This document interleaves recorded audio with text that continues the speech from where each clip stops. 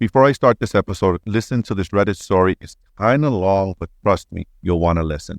I made the mistake of asking my wife for an open marriage, and I regret it. I feel like a complete idiot here, he says. My wife and I have been married for 19 years. We have only one child. Our daughter moved out this summer after she enlisted in the armed forces. I love my wife, but I felt like the spark was gone from our lives. I don't want to divorce her, so I proposed an open marriage. She was upset initially, but eventually she agreed. Trouble, baby. That's what I hear. Like I said, in the title of my post, I made a mistake. I have learned that just because I wasn't as attracted to my wife as I once was when I got married, it doesn't mean other men would feel the same. This guy goes on to say, my wife, so his wife, has so many men and dates, she doesn't know what to do with them all. Meanwhile, is the opposite for me. Not only... Sorry, guys. Not only that, but after my wife agreed to an open marriage, I asked a woman who was a colleague of mine out on a date. I was a manager at the job, but I wasn't her manager. We worked in completely different divisions, and our work had nothing to do with each other's job. But even though I wasn't her manager and I am in an open marriage, she complained to her manager and showed HR my messages. I lost my job, he said. I told my wife I want to close our marriage again, but again, because I was an idiot for suggesting it in the first place, she said no. She's happy with the way things are. It's killing me when I know she's with other men. My brother called me a moron when I told him and said expecting my wife to look like she did when she got married made me a dunce. He even went so far as to say she takes good care of herself and it's in great shape for 44. She just doesn't look 20 anymore. And he had the nerve to say my wife looked better than me and I could stand to lose some weight. Yikes, bro. I love my wife. I never wanted a divorce, which is why I proposed this in the first place. But she doesn't want to close the marriage. I'm not worried about money because we both work, but I don't want a divorce. I'm just glad my daughter enlisted in our RCAF and isn't here to see our marriage falling apart. Bro, I feel for you, man. You made the horrible mistake of allowing your wife to be touched by another man. You are wildin', bro. Like, this is okay with some people. This is one that's a non-negotiable for me. Young men, I'm going to give you some unsolicited advice. If you are even remotely thinking about having an open marriage, here's what I'm going to suggest to you. Go out in the future, listen to what this guy's saying, and imagine for a moment what it would feel like to you to even remotely think of another man touching your wife, right? We got to have standards, man. Like, personally, no man's touching my wife. The only men that can touch my wife is her father, may he rest in peace, and that's not in a sexual way, and our sons. Those are the only men that I will allow to touch my wife, and of course in a non-sexual way, and I don't even have to. It's not even.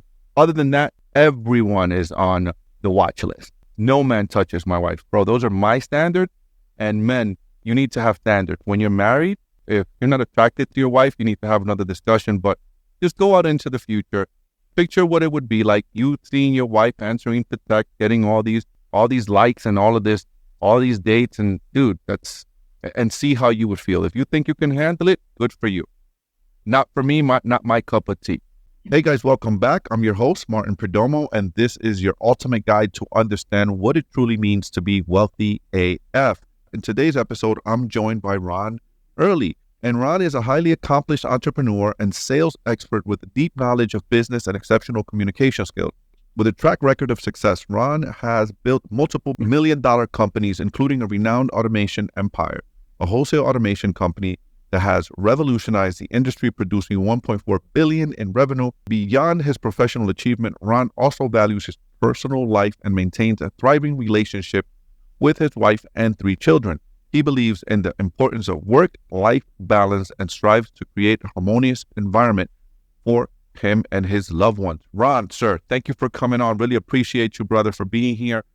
And I'm sure I didn't do enough justice with your intro. Could you tell us a little bit more about yourself, brother? Yeah, Martin, first off, I appreciate you having me and I appreciate the introduction. And I think that a lot of times us entrepreneurs that have accumulated X amount, X, Y, and Z in success, it's a lot to squeeze into one introduction. So there's a lot to tell there, amongst the entirety of the journey. But I'd say that the biggest thing that would be good to go into the intro, just knowing that what we're gonna talk about today, is regardless of like what chapter you're at or in your life, if you're growing specifically with like a spouse or someone that you're trying to create a relationship with, or host or hold a good family environment. In this last 10 years that we've gone through, that me and my wife have gone through, specifically just growing in the entrepreneur space, there'll be a lot to tell that we can talk about, and relatable stories that I'm sure other people have been in or they're currently going through now. So I just want to make sure that we can deliver them as much value as possible. Absolutely. And we'll bring up some of the vulnerable topics, but those are the ones that tend to help the most. Perfect, brother. So today we're going to be talking about marriage and relationships in this episode. This is an important topic for me as well, as I've been married 21 years, been with my wife for 25 years. And, traditional marriage is under attack, right? In this day and age, traditional marriage is under attack. You're a young guy. This is why I asked you prior to the recording, how old are you, right? Because you do social media, stuff like that. I remember MySpace. I remember when MySpace came out. That was the very first social media platform. And when that thing came out, I got in trouble. I was a young guy and I didn't know what the hell I was doing, and I got myself into trouble. So it's not that bait. Yeah. So I want to talk to you about, within your generation, why did you choose to get married? How are young people choosing to get married opposed to living the life of, I'm just going to go do me and have, you're a successful guy. We're both men, right? We could drive the nice cars, have all the women, have the jets, have the this, have the that, right? Like, why did you choose to get married? The reason why I chose to get married is just because I've had a very strong woman beside me, going through a lot of crazy triumphs to achieve massive goals. And when you have somebody that is not leeching you, but always supporting you, it's the person that you want to be around. That's a hard thing to let go, because like what you just spoke about, there's a different outlook on what relationships look like. And you don't find that a lot of times. This is not one that I ever wanted to let go. And I was young at the time. So us guys, majority of times, have done our fair share of very stupid things. And sometimes I've even made comments to my wife in the past that I'm glad that she was dumb enough to take me back early on in the relationship. I respect that, man. I respect that, bro. But it's true. It's one of those things, like when you harness it, or even when you understand like what wealth is or wealth creation is, by definition, wealth is an abundance of valuable assets or money. And the most valuable asset that you can have is its time and relationships. Money comes next in the equation because it is next. I think that growing and creating something with this woman that I chose to marry might provide me with some of the most purest memories of my entire life. And that's the way that I want to grow. Like, I want something to come home to. We can say that we want to do these things and just go be us, but go be you and come home to what? Yep. It's one of those things too. It's a healthy environment when you are married and you love your wife, or your wife loves her husband, and kids grow up in an environment where they're around that. It doesn't get any more healthy or pure than that. And I would say that having kids too is probably one of the best things and most rewarding things that you could ever do in life. I was with my wife this weekend. We were driving, and I said to her, hey, babe, what good is it, win at this level that I'm winning, right? And doing all these things, and hey, we're doing this with this property, and we're doing that. I'm a real estate guy. That's my business, right? And I'm like, what good is it if I have no one to share it with? What good is it if I can't share it with you? Like, what good is it if you and I can't enjoy this together and go on this journey? And like, what am I going to travel alone? What am I going to, what's the point, right? Yeah. Nothing wrong with it, but I'm saying for me, that's just for me as an individual. It's just the life I prefer, and it wasn't always like that as a young man. It wasn't always like that. So tell me something, Ron. The divorce rate is more than 50%. It's north of 50% in this day and age. Why would you tell a young person listening to us today to get married? You said some things a moment ago about that person being supportive and being there for you, which are good things. What else? Why should someone get married in today's day and age? Well, you shouldn't. If you have that kind of mindset and that you think that marriage is flawed and you have disbeliefs in it, you have a hard time committing yourself to someone, because then there's no longevity there. You're already setting it up. It's doomed for failure. I would also say that we live in a society right now too, where people don't take actionable steps towards the things that they say they're going to do. And that's wildly unproductive to a marriage, because at the end of the day, if you're going to grow with somebody, especially if you're trying to grow a business or you just want to grow together, if you can't take actionable steps to grow together or work through problems, which is why most relationships end up in divorce to begin with, you're not going to have a healthy marriage. How do you overcome the issues? What have been the root cause in your relationship? How have you guys overcome them in the past? The number one most fundamental, strongest trait that you can learn is communication. Communication will make or break any relationship. And it's the same way with the business, whether it's a good message being displayed amongst the business, or you're selling your employees to show up every day, make sure they're working for a good cause, selling a product that keeps the business flowing.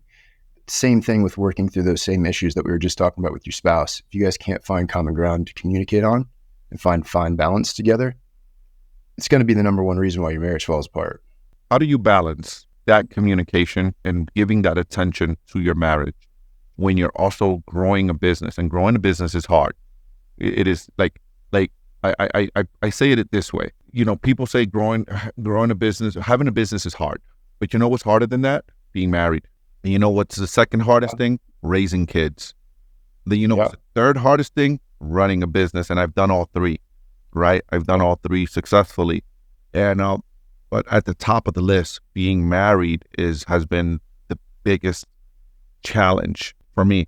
And it's because I've had to learn how to communicate. What you said, right? I've had to learn my wife's primary love language. I didn't know that at the beginning. I had to learn those things. I've had to learn how to communicate to her. I had to mature. I had to learn when I wanted to have I want to have fun at night, and she didn't. And all of a sudden she had a headache.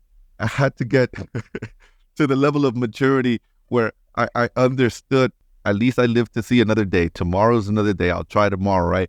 It takes maturity, but when you're younger, you had to learn those skills, right? And you only learn those skills while you're in the relationship. Have you learned to manage a successful business, raising children, and being married? It's so easy, and it's not easy, but it's easy to define. It's learning how to become more intentional with your time. And that's it. It's specifically that. Like I talked about, in the bio, you read off how much I prioritize work-life balance. Mm-hmm. If you look at balance as even on a scale where time is dedicated equivalently, that doesn't exist. But intention in time does. So if I communicate with my wife what it is that's going on inside my business and what time it takes to scale it, and she's not going to prevent me from trying to pull me away from something I'm trying to grow or give to my kids later on or teach them and make them a part of it, she sees the vision. Chances are 9 times out of 10, I'm not getting that time disrupted. But I also have my time set aside with her. I also think it's equally important that you date your wife. I don't care how long you've been together. Mm-hmm. I don't care if you have kids involved. You find a way to still get your one-on-one time together. And the same thing goes with your kids. Like I am a hard ass. I have 100 plus employees. I have 700 investors. When I go home, my phone stays in my truck.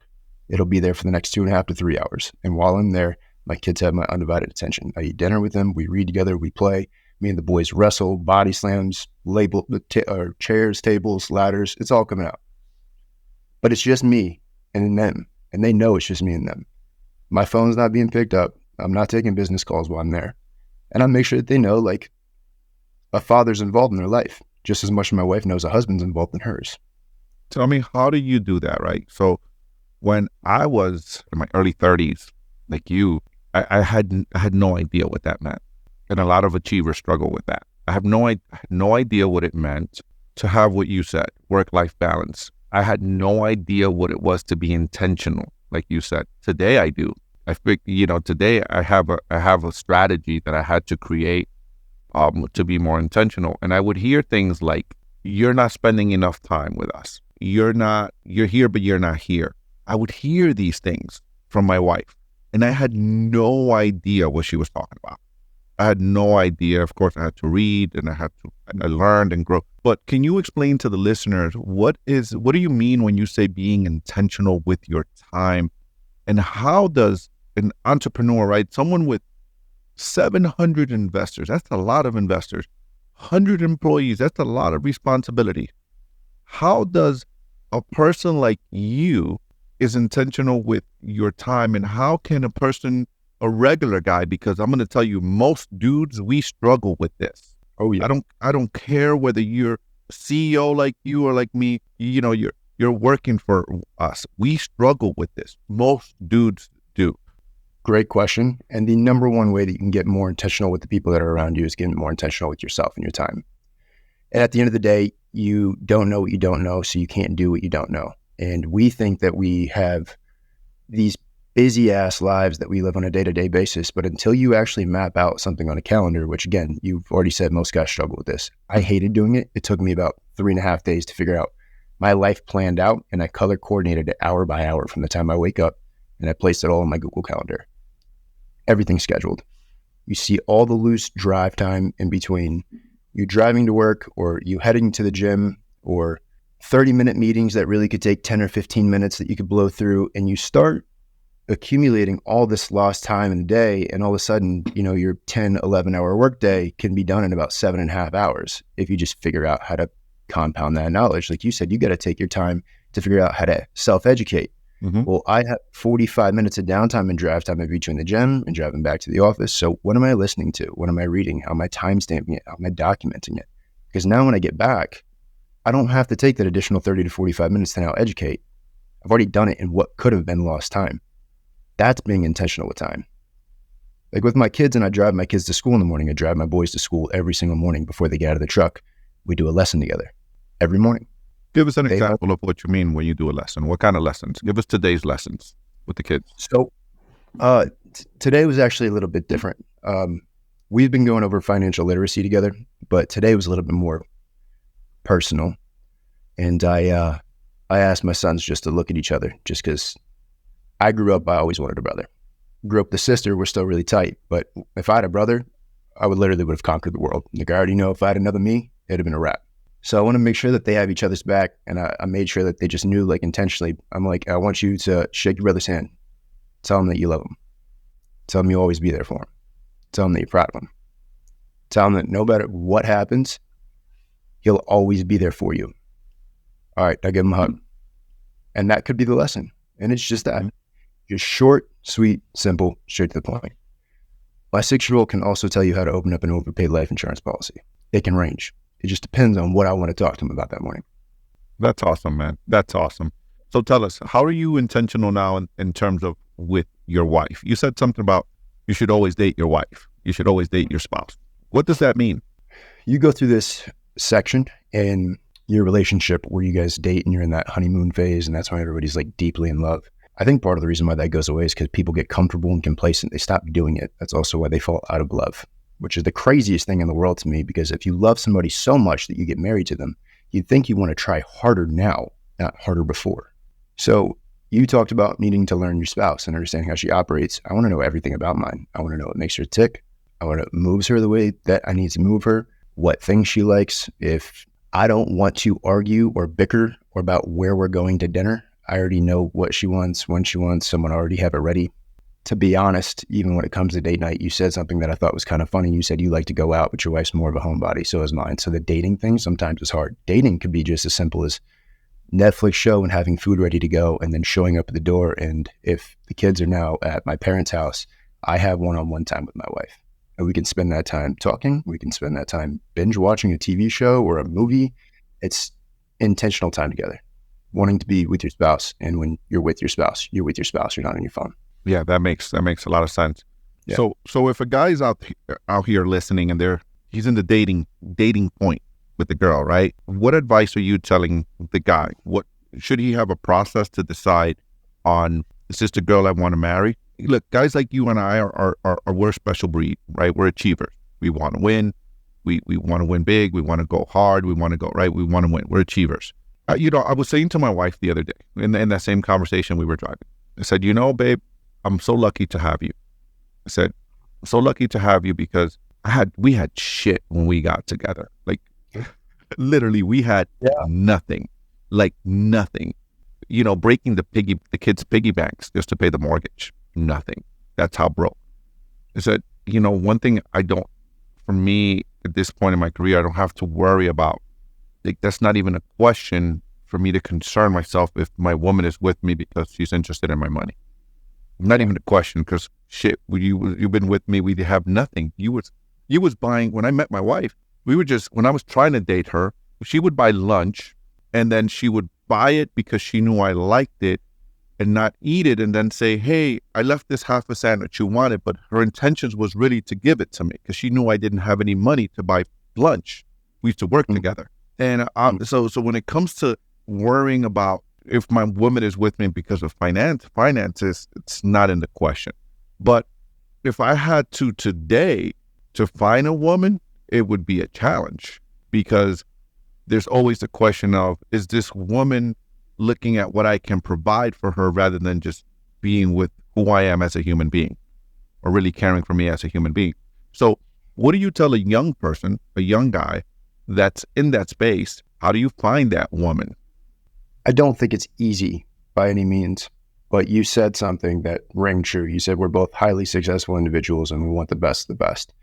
And the easiest way that you can do that is by stacking odds in your favor. I learned this actually a long time ago in this book, Thinking in Bets by Annie Duke. And it just helps you make better educated business decisions anytime there's calculated risk involved, because you can calculate it. It's never worth it to take a 50-50 shot on anything. But where are they pulling the women from? And what are their intentions? Sometimes I don't think you should really go out and look with the purpose. It just works out because it was meant to work out. But if I meet somebody at a networking event and I'm out trying to better educate myself versus meeting a woman in a bar or at a club, the quality of the person that I'm attracting is more in the favor of the things that I'm wanting to fulfill or what I want for my future success, especially if I want to explore things like that. So the very first thing is change where you're looking.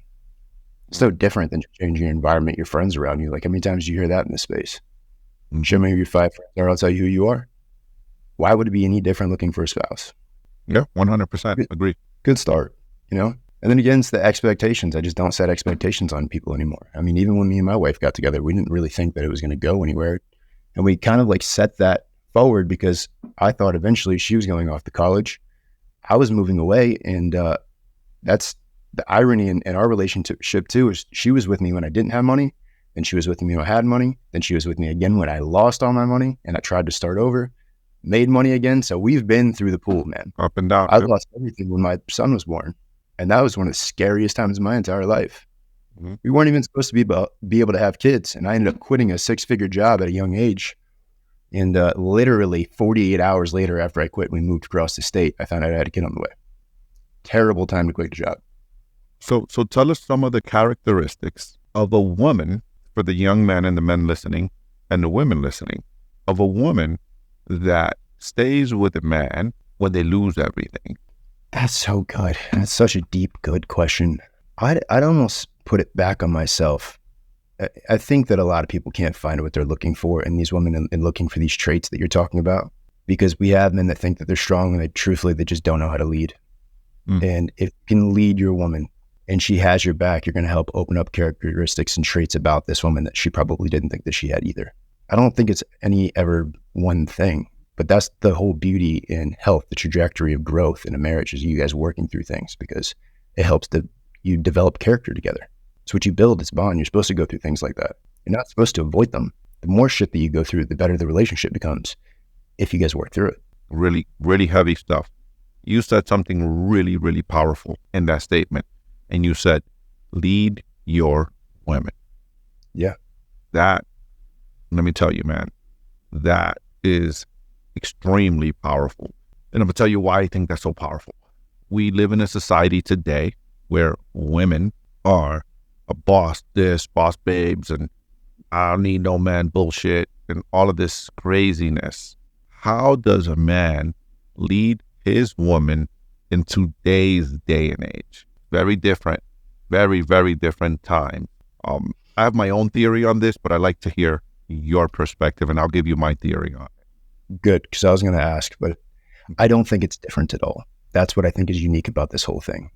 People look for better when it comes to relationships and people and business opportunities, and that's why you always see like a company trying to compete with this is what mine does better than the other one. But the truth of the matter is, if you ever really had a competitor to begin with, then your company's really not all that different, which you don't have that valuable of a company. So the different aspect is actually what's most important in all this. If we live in this era, this time where women feel like they need to take care of themselves, it's because they never had any different. You have a strong man that leads. She might think that that's what she wants, and maybe she does, but it doesn't mean that she doesn't want somebody to take care of her. That's really, really, that's right along the lines of my thoughts. I believe that. So I went through this, right? I went through this whole cycle with my wife, right? So I grew up in the 90s, 80s, 90s, and, there was this whole thing. It's still going on. Like it was her generation that pushed this generation, our generation that pushed this generation movement of all this feminist craziness. And it's been happening since the 60s. But even with my wife at the beginning, early on, I struggled with it. And it was I need to be independent. I need to make my own money. I need to do all of this thing. And this is real, guys. This is real talk. Like, this is real shit it's happening in the community and society. And it's being pushed. This narrative is being pushed hard in our society. And the way we kind of overcame this was when I got really clear with who I am. Mm-hmm. You talk about leading, right? Leading a woman. You cannot lead someone until you can effectively lead yourself. So women don't respect men that don't have discipline, that don't honor their own word, that cannot lead themselves in a proper way. A woman will fall into their feminine energy and will let you lead them once they see that you are actually leading yourself effectively. I agree. And that's why I was making the point earlier. Like, you cannot get intentional with other people around you if you can't get intentional with yourself first. Those things start to build character traits. And the stronger the character, the better the purpose is, the drive is, the better it comes out in your tone when you talk, your body language, how free, how comfortable you are, how expressive you become. A lot of men shut off feelings and emotions. Those things become open and accessible the more comfortable you are around your wife. And you got a lot of people too that tell a lot of lies, and that's a detriment to your character, because at the end of the day, maybe not a lot of people know that you're telling a lie, but you're that one person that sticks out that knows every single lie you ever told, which is why it makes it more difficult for that truth and that character to come out the way that you want to display it. So you're chasing something you're not even doing yourself. Really, really powerful stuff, man. Look, I found, Ron, as I've gotten older, right, I found that the more intentional I am in all areas of my life, with my marriage. So I have a journal. I have a ritual that I do every morning, and it's 3 gratitude, 3 things I'm grateful for, top 3 goals for this year, top 3 things I'm going to do today to get me closer to those top 3 things of my goals for this year. And every week in that journal, because I set out, I set intentions every week, every Sunday for the upcoming week. Every week I put in that journal, there's some intention around my marriage. Women need attention in order to feel love, and men need respect in order to feel love. They need respect, they need to feel needed and wanted, and they need sex. Those are 3 things we need as men. Women need attention all the time. And that's different for every woman. We all got to figure out what it is for our ladies. But every week I'm writing in there how I'm going to be intentional in my marriage, how I'm going to be intentional with my wife that week. And, it might be just, hey, taking her out to dinner. This week we're going to go see a play, or we're going to just go for a hike. Our kids are big now, so we don't have to worry about babysitting. We just got to worry about my wife's chickens. We got a bunch of chickens in the house, in the yard. My wife, so bad, so bad. Oh no, that's really good, man. It's really good to journal. I think is probably one of the most important things that you could pick up as a man. I actually, funny enough, I don't make it mandatory, but as part of like the onboarding when you come into the company, I give a book on vision. I don't know if you've ever read the book U Squared. No, I haven't talked that one. It's incredible. I'll send you a copy of it. So much so that it's literally part of my onboarding packet. And I want to paint vision and structure in people's lives. So they give me 2 goals in their personal life, 2 business goals they want to achieve. And I give them that book and that principle behind it. And part of what I have them do is journal. And I think the most hesitation I'll ever get is mostly from men. And they're like, so you want me to pick up a diary? Like, Yeah. man, I want you to track your thoughts, and I want you to be intentional about what you say you're going to do and follow through with it in yourself. Because again, you open up that page and you said you're going to do that thing. You didn't do it yesterday. That starts to compound, man. Like, it's crazy when you start viewing something on a piece of paper versus just saying it in your head. 100%. 100%. Yeah. It's good stuff. I'm glad you brought that up.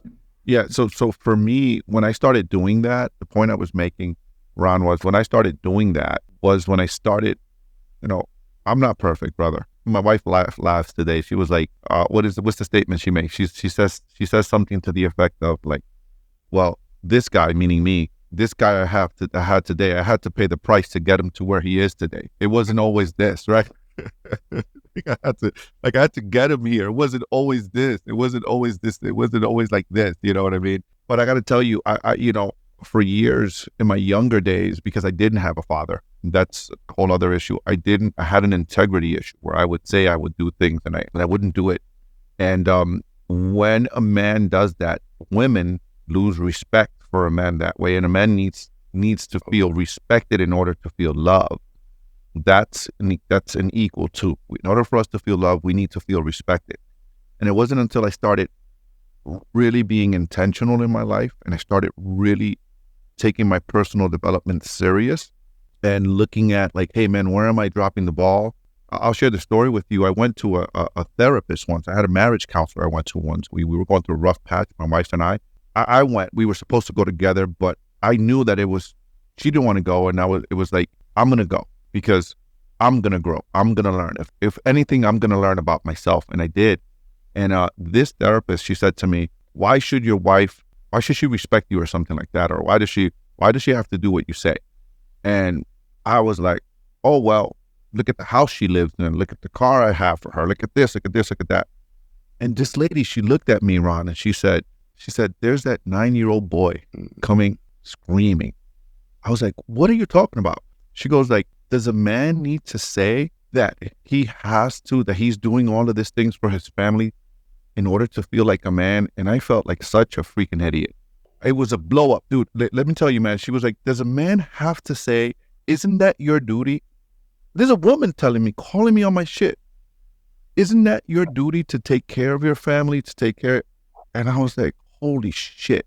I was pissed, man. I left that place and I was like, I'm paying this lady $175 an hour, whatever I was paying her. And this lady's going to sit here and tell me this bullshit. But unconsciously, I drove out of her driveway. I said, there's some truth in there. I'm coming back next week. And I remember that moment. That moment was the moment where I became a man. It was in that moment, in that session, where I was like, yeah, I don't have to do this shit. Like, that is my responsibility to take care of my wife. It is my responsibility to provide for my kids. I don't have to throw this shit in anyone's face. I don't have to say it. It's just what I'm supposed to do. And we're still friends, Dr. Gina and I, and I always share that with her. I'm like, dude, it was a woman, the one that helped me become a man, that put some fire in my ass and showed me some shit that I was not aware of. I hope people listen to what you just said and they really take that home and process it, because there's so much depth behind that. And that's the other part, that there's a massive issue, is there's this reward system where you have to seek validation for every fucking thing that you do. And that's part of what causes a lot of that slip in leadership. I'm not seeking validation from that other person. It's just going to naturally come the better that I lead. It's by natural cause and effect. There can't be the effect if it's just an effect. Like, it has to be one. One comes before the other, where you get literally the opposite of what you're searching for. I think a lot of people have a hard time wrapping their head around that. Yeah, man. And especially in this day and age where women are told you're the boss and this and that. And then there's an emasculating of men. Like, dude, like, men are supposed to act like women. Like, yeah. What? Like, listen, man, like, call me old school. I don't care. It's just, this is my values. This is who I am. And just, I don't care. Like, I'm 45 years old. I don't need validation from anyone. It's who I am. It's worked for me. However, as a man in my house, here's the thing I always say. You want to be the boss, here's what women do. You've been with your wife for quite a while now. Think about this. When you're in bed with your wife and you hear some noise outside, right? What does she do? And it's 3 o'clock in the morning. She turned into you. Hun, wake up. Can you go check on that? Can you go check? I hear something. I'll share the story with you. I live in the Poconos, and up here in Pennsylvania, we have a lot of black bear. So years ago, my oldest was about 16 years old. He was working at a hotel. He comes home from work. He was driving at the time. My bedroom is above my garage. Kid comes home, 16-year-old kid. He comes home, leaves the garage door open. Yeah, dude. Leaves the garage door open, comes in the house, closes the door. All of a sudden, my wife, we hear some noise in the garage. She's like, wake up. I'm like, what, babe? It's like 2 o'clock in the morning. I'm like, what? She's like, there's someone in the garage. There's something in the garage. I'm like, shit. So I wake up. I hear it. I have a balcony in my bedroom. I open the sliding doors. I go to my balcony. I look. I see a bear coming out of my garage. Jeez. I see a black bear. It's got to be like 800 pounds. Black, big-ass freaking bear with, and he went in my garbage, and he's got the garbage bag inside of, in his mouth. He's taking it and walking into the woods. So I went, I got my gun because I didn't want, I just shot some shots so the bear can go away. But the point of the story is that her intuition and the first thing she did was go check what's going on. She didn't even get up from the bed. When these women, when you have this movement of, hey, no, I don't need no man and all this stuff, you don't until you're in danger or something. Intuitively, the first thing you do is you tell your man to go and see what's happening to keep you out of danger. What are your thoughts on that? I think that's really interesting. I think it goes a little deeper than that. I don't necessarily think that you need anything. So maybe they're right. They don't need a man, but there's going to be certain parts of their life that they naturally encompass, and it's due to the hormones that your body processes, their actions. You remember we talked about developing traits and supportive characteristics with proper leadership, and those things never come out, and you never get the chance to embody those things. So there's a good chance you don't even get to become the person that you want to be unless you give it a shot. I'm not saying that you can't work. If that makes you happy and you want to make your money, great. But how this relationship's going to work is I'm going to take care of you. And if you want that to be happy, that's fantastic. We can make that work. But it doesn't mean where I'm coming for a place where I'm not having you split a bill with me. I would almost be offended if a girl ever opened my door. There ain't no fucking way I'd ever let anything like that happen. I'm not waking up my woman to go check my garage just to watch like bear come. You know what I mean? Mm-hmm. That there's a dynamic shift between the functionality responses just based off of hormonal behavior between the two that you don't ever really get to do. And then you got some guys that are in this generation that think that they want those things, and then when it's time to fucking play ball, they don't step up to the plate either. So they haven't even earned it. Yeah, 100%, brother. Man, I appreciate you coming on, man. It's been my pleasure, my honor. I'm going to ask you one last question before we wrap it up, right? There's a guy listening out there to us right now, and he's like, and I want that. I'd love to have a relationship with a woman like that. I love to have a future like that. I like be that guy that keeps his word, that's a leader, that does what he says he's going to do, is successful in his own right, good father, good husband, good son. But he doesn't know how to do that. He's not sure where to start. What are you telling him to do? What advice are you giving him? There's got to be a starting point. There's not really a one answer to this, but I would say that the very first thing that you could do is start to develop some of those traits and holding yourself accountable to a lot of the things that you say you're going to do. And one of those very first things that you should do every single day is learn and study communication and charismatic traits. Become a strong person. That way you can become strong for somebody else. And then when you find that person, you know how to communicate to them exactly what you want. And then vice versa, you can help them communicate what they want. Maybe they haven't gone through the same skills, but that's that leadership now kicking back in. But it does have to start from somewhere. And it's about you getting intentional about who you want to be and what you want, uncovering the skill to do it, then displaying and actively practicing it. That's awesome, man. Thank you so much, brother. Thank you so much for coming on and sharing and having this discussion with me and having this really deep conversation with me. Ron, if people wanted to connect with you, where do they find you? How do they connect with you? Where do they go? I am on every social media platform. Automation Empire is the company. Personal profile, I do a lot of sales and communication psychology under the profile Sales God. If you guys want to pick up a book of communication psychology as well, I got a best-selling book. It's called Closer. You guys can find it on Amazon. Okay, so make sure you guys heard it here. Make sure you look him up. Closer on Amazon is his book. Thank you guys for listening. Thank you for being here.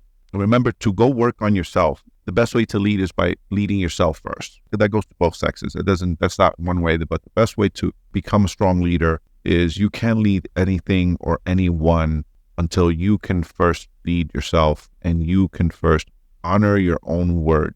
Do what you say and say what you do. I heard something, Ron, at a workshop I went to, Millionaire Mind Intensive, that T. Harv Eker used to host, the author of The Secrets of the Millionaire Mind. He says something in that book, and it says, how you do anything is how you do everything. So if you're out of integrity in one area in your life, you can bet your ass you're going to be out of integrity in other areas of your life. So start with the little things. How you lead yourself is how you're going to lead others. Appreciate you being here, brother. Thank you, Ron. Guys, connect with him. You know where to find him. Yeah, it's a good time. Thank you.